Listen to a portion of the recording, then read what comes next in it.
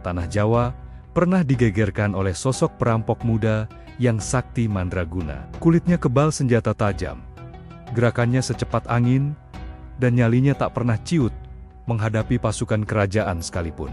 Dialah Brandal Lokajaya, sosok yang ditakuti para bangsawan korup, namun diam-diam dipuja oleh rakyat kecil karena sering membagikan harta rampokannya. Ia merasa dirinya adalah pahlawan. Ia merasa dirinya paling benar. Kesombongannya setinggi langit karena merasa tak ada manusia yang mampu mengalahkannya. Namun, kesombongan sang Robin Hood Jawa ini hancur lebur hanya dalam satu kedipan mata. Bukan oleh pasukan bersenjata, bukan oleh raja yang berkuasa, melainkan oleh seorang kakek tua berjubah putih yang ia hadang di tengah hutan angker. Saat Lokajaya menodongkan kerisnya, kakek itu hanya tersenyum tenang. Dan dengan satu tunjukan tongkatnya, buah aren yang menggantung di pohon seketika berubah menjadi emas murni yang berkilauan. Seketika itu juga, lutut sang Brandal lemas. Hatinya bergetar hebat melihat karomah tingkat tinggi yang belum pernah ia saksikan seumur hidup. Siapakah sebenarnya kakek misterius itu? Dan bagaimana percakapan singkat mereka mampu mengubah seorang perampok kejam menjadi salah satu wali paling berpengaruh di Nusantara? Kisah ini bukan sekadar dongeng, tapi perjalanan spiritual menemukan Tuhan. Sebelum kita saksikan detik-detik keramat pertarungan dua manusia sakti ini, silakan tekan tombol subscribe dan nyalakan loncengnya sekarang juga.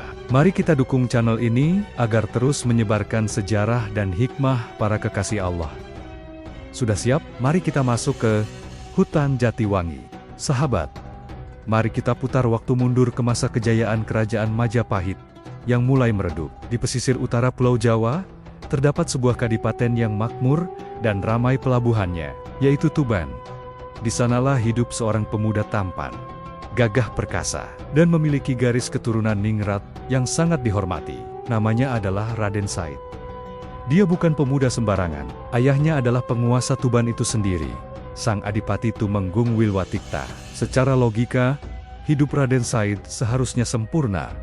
Ia tinggal di istana kadipaten yang megah, makanannya lezat, pakaiannya sutra halus, dan ia dilayani oleh puluhan dayang. Masa depannya cerah, digadang-gadang akan menggantikan ayahnya menjadi pemimpin Tuban. Namun, ada kegelisahan yang membakar dada Raden Said setiap malam. Jiwanya memberontak. Mengapa? Karena setiap kali ia keluar dari gerbang istana, ia melihat pemandangan yang menyayat hati. Rakyat Tuban menjerit kelaparan. Tulang-tulang rusuk mereka menonjol karena kurang gizi. Sementara di dalam lumbung istana ayahnya, beras menumpuk sampai berjamur. Sementara para pejabat kadipaten berpesta pora menarik pajak yang mencekik leher rakyat kecil. Hati nurani Raden Said tidak bisa menerima ketimpangan ini. Darah mudanya mendidih melihat ketidakadilan di depan mata. Ia bertanya pada ayahnya, tapi jawabannya hanyalah tentang aturan kerajaan dan upeti untuk Majapahit. Ia protes pada para pejabat, tapi ia dianggap anak kecil yang tidak tahu politik. Putus asa dengan sistem yang bobrok, Raden Said mengambil jalan pintas yang berbahaya. Ia memutuskan untuk menegakkan keadilan dengan tangannya sendiri. Malam itu, ia menanggalkan jubah kebangsawanannya. Ia memakai topeng hitam. Ia menyelinap masuk ke gudang penyimpanan hasil bumi Kadipaten Gudang milik ayahnya sendiri. Dengan kesaktian dan ilmu kanuragan yang tinggi, ia mencuri bahan-bahan makanan itu. Tapi, ia tidak memakannya sebutir pun. Di tengah kegelapan malam, sosok misterius itu memanggul karung-karung beras, melompati pagar Rumerama Gubuk Reot, dan meletakkan sedekah itu diam-diam di depan pintu janda-janda tua dan fakir miskin. Pagi harinya, rakyat Tuban gempar. Mereka bersujud syukur menemukan makanan di depan pintu mereka. Mereka mengira malaikat telah turun. Padahal, malaikat itu adalah putra adipati mereka sendiri yang kini menjadi buronan. Aksi Raden Said semakin menjadi-jadi. Ia tidak lagi hanya mencuri dari gudang ayahnya, tapi mulai merampok orang-orang kaya yang pelit dan pejabat korup yang lewat di wilayahnya. Namanya mulai dikenal sebagai Brandal Lokajaya. Nama yang berarti penguasa dunia atau penguasa wilayah. Sosok yang ditakuti para penjahat kerah putih, tapi dirindukan oleh rakyat jelata. Raden Said merasa dirinya benar. Ia merasa dirinya pahlawan. Ia mabuk oleh rasa keadilan versinya sendiri. Ia lupa bahwa tujuan yang mulia tidak akan pernah bisa dicapai dengan cara yang kotor. Ia lupa bahwa mencuri tetaplah mencuri, meskipun untuk sedekah. Inilah awal mula kesesatan Raden Said. Seorang bangsawan yang hatinya emas, tapi jalannya tersesat di lorong gelap. Kesombongan mulai merasuki hatinya. Ia merasa tidak butuh nasihat siapapun, karena ia merasa paling tahu penderitaan rakyat. Hingga akhirnya, takdir mempertemukannya dengan seorang guru agung yang akan meruntuhkan egonya hingga titik nadir. Bagaimana keangkeran hutan tempat Lokajaya beraksi, dan seberapa mengerikan reputasinya? Sahabat, mari kita bergeser ke sebuah wilayah yang paling ditakuti di perbatasan Tuban. Tempat itu bernama Hutan Jatiwangi. Hutan ini bukan sembarang hutan. Pohon-pohon jatinya tumbuh rapat menjulang tinggi, seolah menutupi cahaya matahari. Suasananya lembab, gelap, dan sunyi. Tidak ada suara burung berkicau. Yang ada hanyalah suara jangkrik dan gesekan daun kering yang tertiup angin. Dulu, hutan ini adalah jalur perdagangan yang ramai dilewati saudagar kaya dan pejabat kerajaan. Tapi, sejak Raden Said meninggalkan istana dan menanggalkan gelar kebangsawanannya, Hutan Jatiwangi berubah menjadi wilayah neraka bagi orang-orang kaya. Disinilah Branda Lokajaya mendirikan kerajaannya. Ia bukan lagi pangeran yang halus budi bahasanya. Ia telah bermetamorfosis menjadi sosok yang keras, dingin, dan menakutkan. Ia memakai pakaian serba hitam, wajahnya tertutup kain, dan di pinggangnya terselip keris pusaka. Reputasinya menyebar cepat dari mulut ke mulut. Para pedagang yang lewat gemetar ketakutan hanya mendengar namanya. Banyak cerita beredar bahwa Lokajaya memiliki ilmu rawa rontek atau sejenisnya. Tubuhnya kebal bacok, kulitnya sekeras baja, panah-panah para pengawal saudagar tidak mempan menembus dadanya. Pedang-pedang tajam patah saat menyentuh kulitnya. Gerakannya, jangan ditanya. Ia bergerak secepat angin sepi angin. Tahu-tahu sudah ada di atas pohon tehu-tahu, sudah ada di belakang leher korbannya. Pasukan kadipaten yang dikirim ayahnya untuk menangkapnya pun pulang dengan tangan hampa. Atau pulang dengan rasa malu, karena dipermainkan oleh sang berandal. Lokajaya merasa dirinya adalah raja hutan. Ia merasa dirinya adalah hakim jalanan. Setiap kali ia berhasil merampok saudagar pelit dan membagikan hartanya ke rakyat miskin, egonya semakin melambung tinggi. Ia merasa, akulah penegak keadilan sejati. Hukum kerajaan itu tumpul, tapi hukumku tajam. Kesombongan spiritual mulai merasuki hatinya tanpa ia sadari. Ia merasa tak terkalahkan. Ia merasa perbuatannya diridhoi Tuhan karena tujuannya mulia. Ia lupa bahwa Allah itu maha baik dan hanya menerima yang baik. Allah tidak butuh harta haram untuk menolong hambanya. Hutan Jatiwangi menjadi saksi bisu bagaimana seorang pemuda yang niatnya suci perlahan-lahan tenggelam dalam kegelapan caranya sendiri. Hingga pada suatu siang yang terik, kesunyian hutan itu pecah. Bukan oleh suara pasukan berkuda, bukan oleh suara gerobak pedagang, melainkan oleh suara tongkat kayu yang daik-tik katuken dengan tenang ke tanah. Tuk, tuk, tuk. Siapa yang berani masuk ke sarang macan ini sendirian? Sahabat, hari itu matahari bersinar terik menembus celah-celah daun jati yang lebat. Angin berhembus pelan, membawa debu kering beterbangan. Hutan Jatiwangi yang biasanya angker dan senyap, tiba-tiba kedatangan seorang tamu tak diundang. Bukan rombongan pedagang kaya yang dikawal ketat. Bukan pula pasukan kerajaan yang membawa tombak dan perisai. Tamu itu hanyalah seorang kakek tua. Ia berjalan sendirian. Langkah kakinya pelan, namun mantap. Seolah tak memiliki rasa takut sedikit pun pada reputasi hutan ini. Ia mengenakan jubah putih yang bersih, kontras dengan debu hutan. Wajahnya tenang, teduh, dan memancarkan cahaya wibawa yang sulit dijelaskan.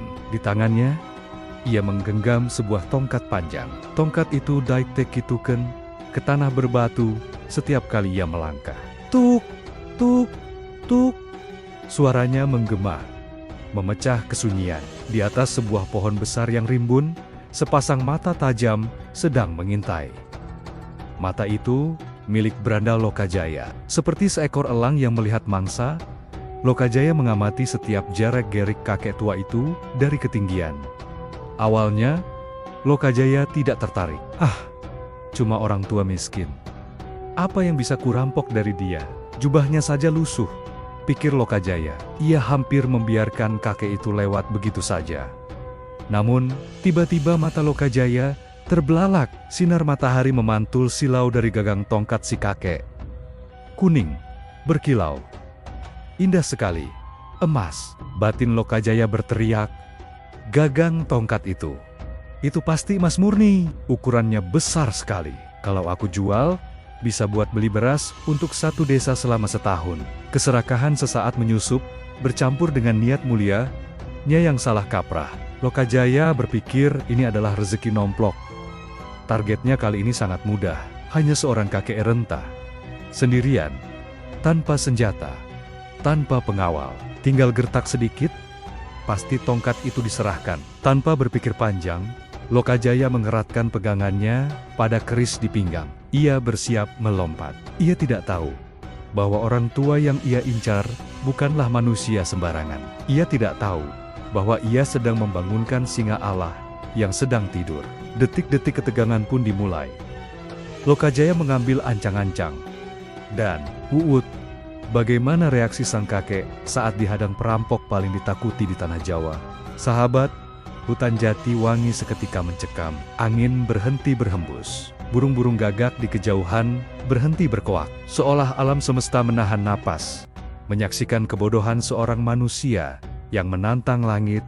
Tiba-tiba, brak, bayangan hitam melesat turun dari atas pohon jati raksasa. Mendarat dengan dentuman keras tepat di hadapan langkah sang kakek tua. Debu beterbangan, tanah bergetar. Di sana, berdiri tegak sosok berandal Lokajaya. Topeng hitam menutupi wajahnya, hanya menyisakan sepasang mata yang menyala penuh ambisi. Tangan kanannya sudah memegang hulu keris, siap mencabut nyawa jika diperlukan. Dengan suara berat dan menggelegar, Lokajaya membentak, "Hei orang tua! Berhenti di situ, jangan melangkah satu jengkal pun. Jika masih sayang nyawa." Kakek itu berhenti. Ia menatap pemuda bertopeng di depannya dengan sorot mata yang teduh, seolah menatap cucu sendiri yang sedang nakal. Tidak ada rasa kaget, tidak ada rasa takut. Lokajaya melanjutkan ancamannya, kali ini lebih keras. "Serahkan tongkatmu itu. Gagangnya terbuat dari emas, bukan? Benda itu terlalu mewah untuk kakek renta sepertimu. Sini, biar aku yang memegangnya." Biasanya, sahabat, siapapun yang dihadang Lokajaya pasti akan langsung jatuh pingsan, terkencing-kencing di celana, atau bersujud memohon ampun sambil menyerahkan harta bendanya. Reputasi Lokajaya sebagai malaikat pencabut nyawa sudah melegenda. Tapi aneh, sungguh aneh, kakek berjubah putih itu sama sekali tidak gemetar. Wajahnya tidak pucat, tangannya tidak menggigil. Malah, bibirnya menyunggingkan senyum tipis. Senyum yang penuh kasih sayang, namun sekaligus menusuk harga diri sang perampok. Lokajaya bingung. Kenapa orang tua ini tidak takut padaku? Batinnya berkecamuk. Apa dia tuli? Apa dia buta? Atau dia tidak tahu siapa aku? Aku ini, Lokajaya, penguasa hutan ini. Rasa bingung itu perlahan berubah menjadi amarah. Ego Lokajaya terusik. Dia merasa diremehkan. Dia merasa wibawanya dinekinjek oleh seorang kakek tua bau tanah. Darah mudanya mendidih. Dia mencabut kerisnya separuh dari warangka, kilatan logam tajam terlihat mengerikan. "Hei kakek gila, kau menertawakanku. Cepat serahkan tongkat itu sebelum lehermu putus." Suasana semakin panas. Satu gerakan salah sedikit saja, darah pasti tumpah. Namun, di tengah ancaman maut itu, sang kakek justru membuka mulutnya. Bukan untuk minta ampun, tapi untuk mengucapkan kalimat yang akan menampar logika Lokajaya seumur hidup. Kalimat apakah itu? Sahabat, di tengah ketegangan yang memuncak itu, Sunan Bonang akhirnya membuka suara. Suaranya lembut, namun berwibawa. Menusuk langsung ke jantung pertahanan ego Lokajaya. "Anak muda, untuk apa engkau menginginkan harta tongkat ini? Apakah engkau kelaparan? Apakah engkau miskin?" Mendengar pertanyaan itu, Lokajaya tertawa keras. Tawa yang getir dan penuh kesombongan. "Hahaha, jangan samakan aku dengan perampok rendahan. Aku merampok bukan untuk perutku sendiri. Aku ini pahlawan rakyat. Harta ini akan kubagikan kepada janda-janda tua yang kelaparan, kepada anak-anak yatim yang tidak bisa makan. Aku mengambil hak orang miskin dari tangan orang-orang kaya yang pelit itu." Lokajaya merasa argumennya tak terbantahkan. Dia merasa perbuatannya suci. Dia merasa dirinya adalah tangan Tuhan yang menegakkan keadilan. Namun, Sunan Bonang hanya menggelengkan kepala perlahan. Tatapan matanya menyiratkan rasa kasihan yang mendalam. Beliau berkata dengan kalimat yang sangat terkenal hingga detik ini, "Niatmu mulia, anak muda, tapi caramu kotor." Lokajaya terdiam. Alisnya berkerut. Sunan Bonang melanjutkan, "Ketahuilah, Allah itu zat yang maha baik, Taib, dan Allah hanya menerima sesuatu yang baik. Jika engkau bersedekah dengan barang haram, itu ibarat engkau mencuci pakaian yang kotor dengan air kencing." Jeleb. Kalimat itu menghunjam dada Lokajaya. Mencuci baju dengan air kencing, batinnya kaget. "Ya," lanjut Sunan Bonang, "pakaian itu memang basah. Tapi ia tidak akan menjadi suci, malah ia akan semakin bau, semakin najis, dan semakin menjijikkan. Bagaimana mungkin engkau mendekatkan diri kepada Allah dengan cara melanggar larangannya? Bagaimana mungkin engkau menolong hamba Allah dengan cara menzalimi hambanya yang lain?" Logika Lokajaya, sang Robin Hood itu, seketika goyah. Selama ini dia dipuja rakyat, selama ini dia merasa benar. Tapi di hadapan kakek tua ini, argumennya terasa rapuh. Seperti kerupuk, harta haram tetaplah haram, walau dibungkus niat semulia apapun. Wajah di balik topeng Lokajaya memerah padam. Dia malu, tapi egonya sebagai penguasa hutan tidak mau kalah begitu saja. Rasa malu itu berubah menjadi amarah yang meledak-ledak. Dia tidak terima dikuliahi oleh kakek bau tanah di wilayah kekuasaannya sendiri. Tangannya mencengkeram keris semakin erat. Urat-urat lehernya menonjol keluar. Dia siap menyerang. Dia siap membungkam mulut kakek tua yang berani meruntuhkan keyakinannya itu. "Cukup ceramahmu, orang tua. Kau tidak tahu apa-apa tentang penderitaan rakyat. Apa yang akan terjadi selanjutnya saat amarah beradu dengan ketenangan?" Dan bagaimana Sunan Bonang merespon ancaman fisik yang sudah di depan mata? Sahabat Jendela Azmi, suasana di hutan Jatiwangi kini banner-banner berada di titik nadir. Udara terasa panas mencekik, bukan hanya karena terik matahari, tapi karena aura kemarahan yang meluap-luap dari sang penguasa hutan. Perumpamaan mencuci baju dengan air kencing yang diucapkan Sunan Bonang tadi, ibarat tamparan keras yang mendarat tepat di wajah harga diri Lokajaya. Bagi seorang jawara yang dipuja rakyat sebagai pahlawan, kata-kata itu sangat menyakitkan. Ia merasa niat sucinya dinistakan. Ia merasa perjuangannya membela orang miskin dianggap sampah oleh kakek tua ini. Wajah di balik topeng Lokajaya memerah padam. Napasnya memburu kasar, terdengar seperti dengusan banteng yang siap menyeruduk. Urat-urat di lehernya menonjol keluar, menandakan emosi yang sudah diubun-ubun. "Kurang ajar," desis Lokajaya. "Berani sekali kau menghinaku di wilayah kekuasaanku sendiri." Perlahan, tangan kekar Lokajaya bergerak menuju pinggang. Jari jemarinya mencengkeram hulu keris luk 7 miliknya. Dan seraat, suara logam beradu dengan warangka kayu terdengar menyayat hati. Keris pusaka itu akhirnya terhunus. Bilahnya berkilauan mengerikan, seolah haus akan darah. Lokajaya melangkah maju, 1 langkah, 2 langkah. Tanah bergetar di bawah kakinya. Ia menodongkan ujung keris itu tepat ke arah leher Sunan Bonang. Jaraknya hanya tinggal sejengkal dari kulit keriput sang kakek. Dengan suara menggelegar yang mengguncang pepohonan, Lokajaya berteriak, "Cukup ocehanmu, orang tua. Kau pikir kau siapa? Aku tidak butuh nasihat suci darimu. Rakyatku butuh makan, janda-janda tua butuh beras, anak-anak yatim butuh pakaian. Mereka tidak butuh ceramah kosong sepertimu. Jika kau memang orang suci, mana buktinya? Apa kau bisa memberi makan 1 desa dengan doa-doamu itu?" "Hah?" Lokajaya tertawa meremehkan. "Serahkan tongkat emas itu sekarang juga, atau hutan ini akan menjadi kuburanmu tanpa nisan." Ancaman itu nyata. Maut sudah di depan mata. Namun, sahabat, apa yang terjadi? Lihatlah reaksi Sunan Bonang. Beliau tidak bergeming sedikit pun. Beliau tidak mundur selangkah pun. Bahkan, Mata beliau tidak berkedip melihat kilatan senjata tajam itu. Sunan Bonang justru menghela napas panjang. Napas yang penuh rasa iba. Napas seorang ayah yang melihat anaknya sedang tersesat jauh. Beliau menatap mata Lokajaya dalam-dalam. Tatapan itu begitu teduh.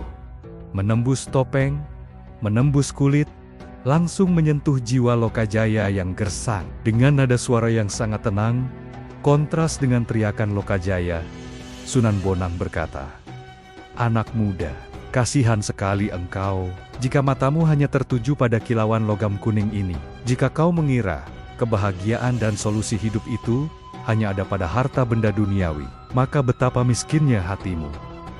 Lokajaya semakin geram, dia merasa dipermainkan. Kata-kata lembut itu justru membakar egonya semakin panas. Dia mengangkat kerisnya tinggi-tinggi, siap menebas. Tapi Sunan Bonang mengangkat tangan kirinya perlahan, isyarat untuk berhenti. "Tunggu," kata beliau, lembut. "Kau begitu menginginkan emas ini untuk rakyatmu? Kau rela membunuh nyawa tak berdosa demi logam ini?" Sunan Bonang menancapkan tongkatnya keras-keras ke tanah. "Brok, ambillah jika kau mampu. Bagiku, emas ini tak lebih berharga daripada lumpur yang kuijak. Harta dunia tidak ada artinya di mata para kekasih Allah." Lokajaya tertegun sejenak. Matanya membelalak heran. Apa maksud kakek ini? Dia gila atau sakti? Kenapa dia begitu meremehkan emas? Di tengah kebingungan itu, Sunan Bonang melanjutkan kalimatnya. "Sebuah tantangan iman yang akan meruntuhkan logika sang berandal. Jika kau memang sangat butuh emas, lihatlah ke belakangmu. Anak muda, lihatlah pohon aren kolang-kaling yang buahnya sedang lebat menggantung itu." Sunan Bonang mengangkat telunjuknya, mengarah ke pohon aren tua di belakang punggung Lokajaya. Untuk apa beliau menunjuk pohon itu? Apa hubungannya buah aren yang pahit dan gatal dengan emas yang diminta Lokajaya? Sahabat, bersiaplah menahan napas, karena detik-detik berikutnya adalah momen di mana logika manusia runtuh di hadapan kekuasaan Tuhan. Momen di mana kesaktian fisik akan bertekuk lutut di hadapan karomah ilahi. Keajaiban apa yang akan terjadi? Sahabat Jendela Azmi, tahan napas Anda. Inilah detik-detik yang paling keramat dalam sejarah Tanah Jawa. Lokajaya yang tadi masih terbakar amarah, perlahan menoleh ke arah yang ditunjuk oleh Sunan Bonang. Matanya menyipit, menatap curiga pada tandan buah aren yang menggantung lebat di pohon itu. Dalam hatinya, ia mencibir. Apa maunya orang tua ini? Mau mengalihkan perhatianku dengan buah aren busuk? Namun, di hadapan mata kepalanya sendiri, Sunan Bonang tidak merapal mantra yang aneh-aneh. Beliau tidak membakar kemenyan. Beliau tidak menari-nari memanggil jin. Dengan tenang, bibir beliau hanya bergerak pelan, melafalkan asma Allah yang agung. Telunjuk beliau yang keriput itu terarah lurus ke buah-buah aren tersebut. Dan, kun fayakun, maka terjadilah apa yang dikehendakinya. Seketika itu juga, buah-buah aren yang tadinya berwarna hijau, keras, dan penuh getah gatal itu, tiba-tiba berubah warna. Satu persatu, mereka memancarkan cahaya kuning yang menyilaukan mata. Gemerlap, berkilauan, indah luar biasa. Lokajaya terperanjat mundur. Matanya terbelalak sampai hampir keluar. Ini sihir apa?" teriaknya dalam hati. Angin berhembus kencang, menggoyangkan pohon itu, dan brok, brok, tring, tandan buah itu runtuh. Buah-buah itu jatuh, berhamburan ke tanah di dekat kaki Lokajaya. Bukannya pecah atau bonyok, buah-buah itu justru berbunyi, berdenting seperti logam berat yang jatuh. Lokajaya gemetar, rasa penasaran mengalahkan rasa takutnya. Dengan tangan yang menggigil, ia memungut satu buah aren yang jatuh itu. Ia merabanya. Dingin, keras, padat. Ia mendekatkannya ke mata. Ia menggigitnya sedikit untuk memastikan. Ya Allah, ini bukan mimpi. Ini bukan ilusi mata sirep. Ini adalah emas murni. Emas 24 karat yang kualitasnya jauh lebih murni daripada emas simpanan raja manapun. Satu buah saja sudah bisa membuat kaya mendadak. Dan di hadapannya kini, ada ratusan buah emas yang berserakan di tanah. Jumlahnya cukup untuk membeli separuh Kadipaten Tuban. Lokajaya terpaku. Lututnya yang tadi kokoh berdiri menantang maut, kini mendadak lemas, seperti tak bertulang. Senjata keris di tangannya terjatuh ke tanah. Kling! Ia menatap emas itu, lalu menatap wajah Sunan Bonang bergantian. Pikirannya keos. Logikanya hancur berantakan. Selama ini ia merasa sakti karena punya ilmu kebal. Tapi apa artinya kekebalan kulit jika dibandingkan dengan kuasa seseorang yang bisa mengubah benda mati menjadi emas hanya dengan satu tunjukan jari? Di detik itu, Lokajaya sadar, orang tua di depannya ini bukan manusia biasa. Dia bukan pendekar silat, dia bukan dukun santet. Dia adalah waliullah, kekasih Allah yang sesungguhnya, manusia yang dunia ini sudah tunduk di bawah telapak kakinya. Emas yang selama ini dikejar-kejar Lokajaya dengan cara merampok, membunuh, dan meneror, bagi Sunan Bonang hanyalah mainan sepele yang bisa diciptakan dari buah aren. Betapa kecilnya Lokajaya, betapa hinanya usahanya selama ini. Kesombongan sang raja hutan itu hancur lebur seketika dihantam cahaya karomah. Lalu, apa yang dilakukan Lokajaya selanjutnya? Apakah dia akan memborong semua emas itu dan lari kaya raya? Atau justru terjadi hal yang tak terduga? Sahabat Jendela Azmi, hening. Hutan Jatiwangi yang biasanya penuh aura membunuh, kini senyap. Yang terdengar hanyalah suara napas Lokajaya yang tersengal-sengal, seolah ia baru saja lari dikejar harimau. Di tangan kanannya masih tergenggam buah aren yang telah berubah menjadi emas murni itu. Tapi anehnya, alih-alih merasa gembira karena mendadak kaya raya, Lokajaya justru merasakan ketakutan yang luar biasa.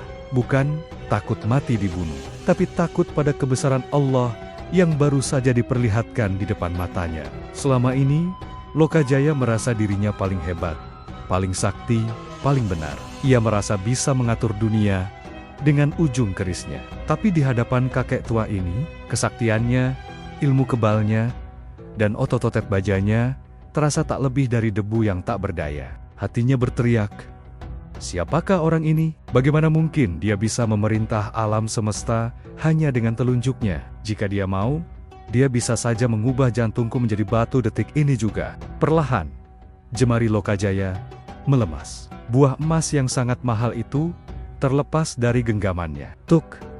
Emas itu jatuh menggelinding di tanah, bercampur dengan debu. Lokajaya tidak mempedulikannya lagi. Matanya nanar menatap wajah teduh Sunan Bonang. Tiba-tiba, pertahanan jiwa sang berandal runtuh seketika. Tubuh kekarnya yang ditakuti ribuan prajurit itu ambruk, lututnya menghantam tanah. Ia tidak sanggup lagi berdiri. Kakinya gemetar hebat menahan beban dosa dan kesombongan yang selama ini ia pikul. Air mata mulai menetes dari balik topeng hitamnya. Air mata pertama setelah bertahan tahan, ia mengeraskan hati. Air mata penyesalan seorang hamba yang baru saja ditemukan kembali oleh Tuhannya. Lokajaya merangkak mendekat. Ia, yang pantang menunduk pada raja manapun, kini bersujud mencium kaki Sunan Bonang yang berdebu. Suaranya parau, pecah oleh isak tangis yang meledak. Ampun. Ampunilah hamba, Kiai. Hamba salah. Hamba tersesat. Hamba kira hamba sudah hebat, ternyata hamba hanyalah butiran pasir yang hina. Lokajaya menangis sejadi-jadinya. Ia melepaskan keris pusakanya. Ia melepaskan topeng kebanggaannya. Ia merasa malu. Malu pada Tuhan, malu pada semesta, dan malu pada dirinya sendiri. Wahai Guru Agung, ratap Lokajaya, emas itu tidak hamba butuhkan lagi. Harta dunia ini sampah bagi hamba sekarang. Yang hamba butuhkan adalah ilmu panjenengan. Ajari hamba cara memiliki hati sebersih itu. Ajari hamba mengenal siapa yang memberi kekuatan pada tongkat itu. Sunan Bonang tersenyum. Beliau tidak menendang kepala perampok itu. Beliau tidak menghinanya. Dengan penuh kasih sayang, tangan beliau yang lembut mengusap kepala Lokajaya, bagaikan air sejuk yang menyiram bara api yang panas. Bangunlah, anakku, kata Sunan Bonang. Pintu taubat Allah seluas langit dan bumi.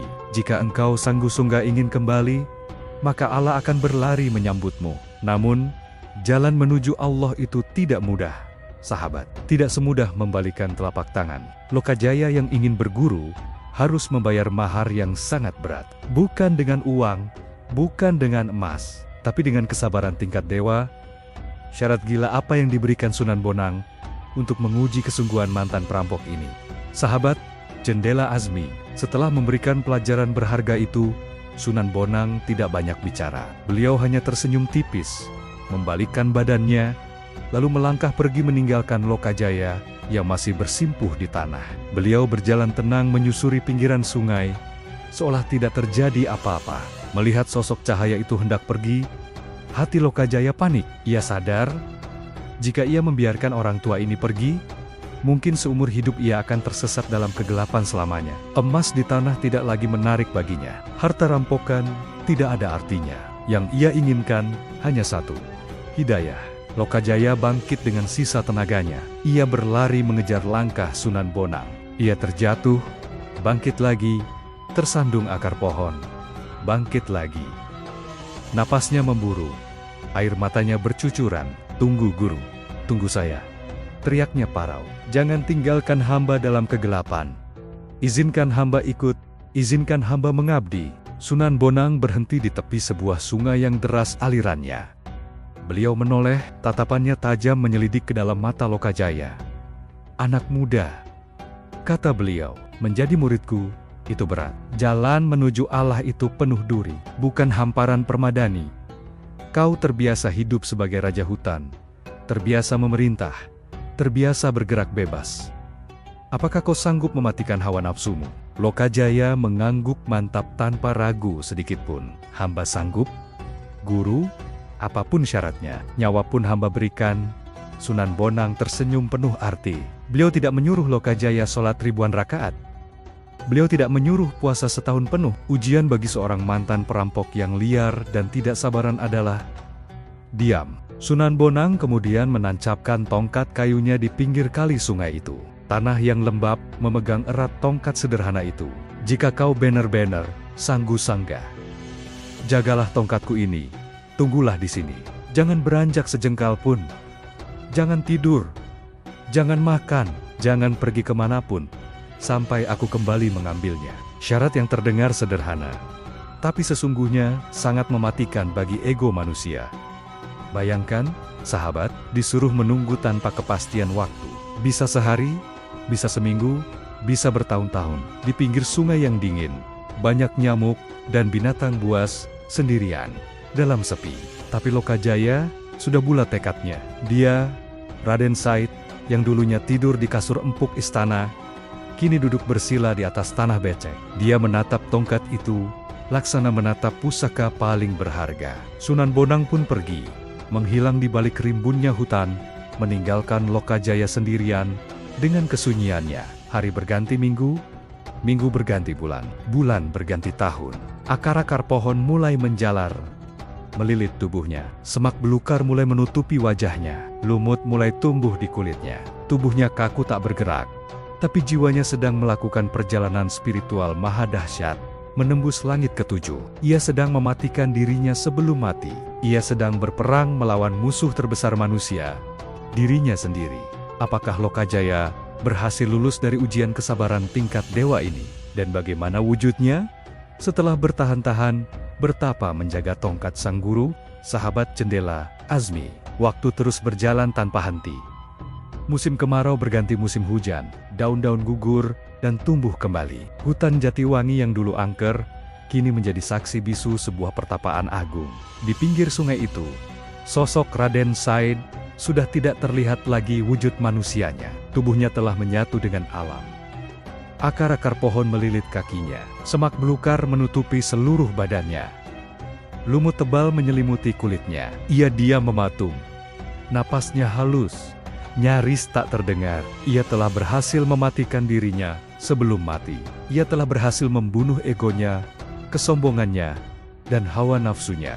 Hingga suatu hari, langkah kaki tenang itu terdengar kembali. Tuk, tuk, tuk. Sunan Bonang datang menepati janjinya. Beliau melihat gundukan tanah yang dipenuhi akar itu.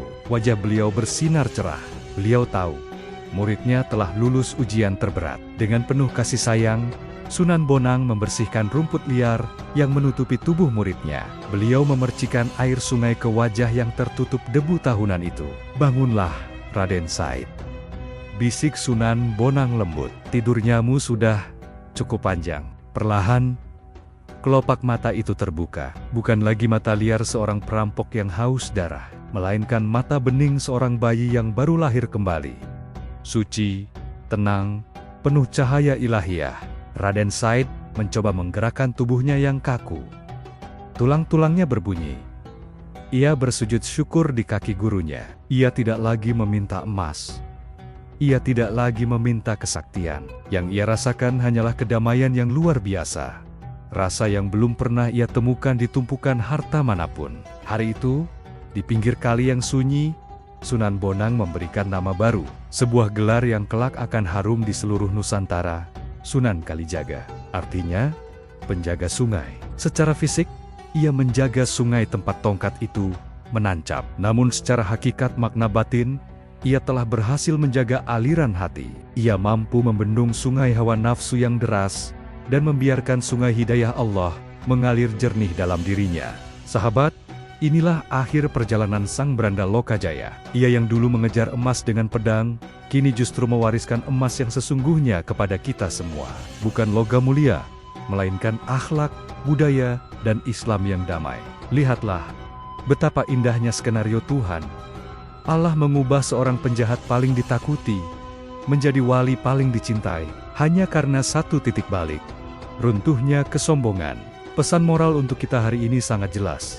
Jangan pernah merasa diri paling benar. Jangan pernah merasa diri paling suci. Emas, jabatan, dan kesaktian duniawi tidak ada harganya jika hati kita kotor. Harta yang berkah itu bukan yang banyak jumlahnya, tapi yang bisa mendekatkan kita pada Sang Pencipta. Terima kasih telah menemani perjalanan spiritual Raden Said dari kegelapan menuju cahaya. Semoga kisah ini menjadi pelita bagi hati kita yang mungkin sedang redup. Jika Anda merasakan getaran hikmah dari video ini, jangan biarkan berhenti di Anda. Tekan tombol like, bagikan share ke orang-orang tersayang, dan subscribe untuk terus menggali mutiara sejarah para wali songo. Sampai jumpa di kisah penuh hikmah selanjutnya. Wassalamualaikum warahmatullahi wabarakatuh.